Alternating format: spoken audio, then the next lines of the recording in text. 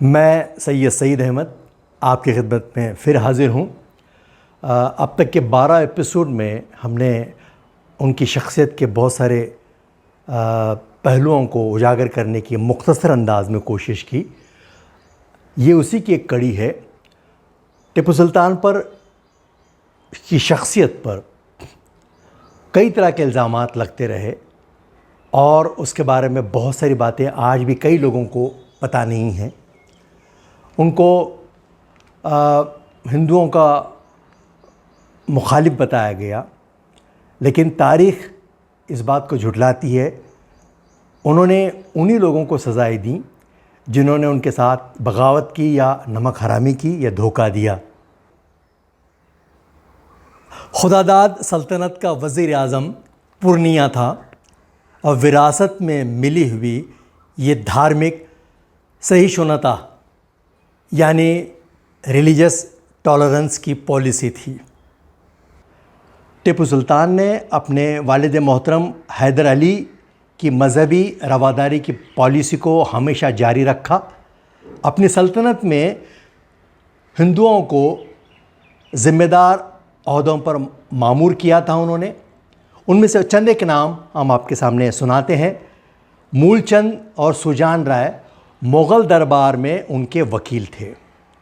नायक राव और नायक संघाना ये सुल्तान के भरोसेमंद हद दर्जा उन पर सुल्तान को एतमाद था।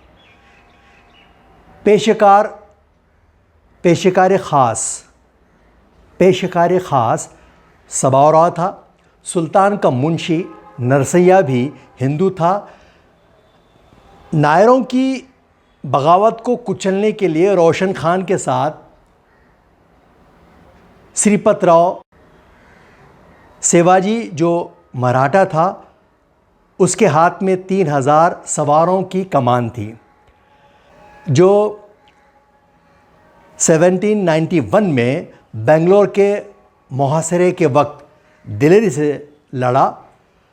अपनी हुकूमत में हिंदुओं के अलावा ख़ुसूसी तौर पर ब्राह्मणों को आला मनसब और उन्होंने तिजारती मौक़े दिए। आज़ादी सबको दी। अपनी हिंदू रियाया के साथ कभी भी उन्होंने बदसलूकी नहीं की, लेकिन जहाँ सियासी नमक हरामी और गद्दारी सामने आई, उन्होंने किसी को नहीं बख्शा।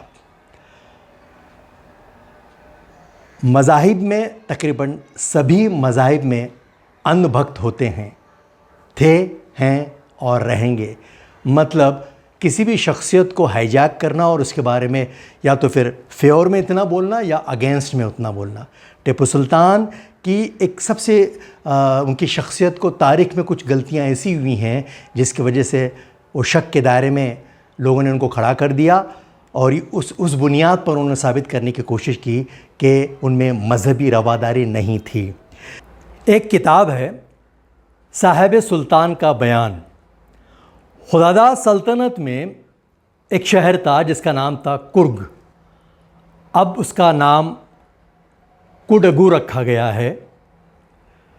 तो किसी बात को बढ़ा चढ़ाकर जब तारीख़ में पेश किया जाता है तो उसके नताइज कैसे सामने आते हैं। टिपू सुल्तान ने कुर्ग में 70,000 हिंदुओं को मुसलमान बना दिया। गौर फिक्र करने की बात है।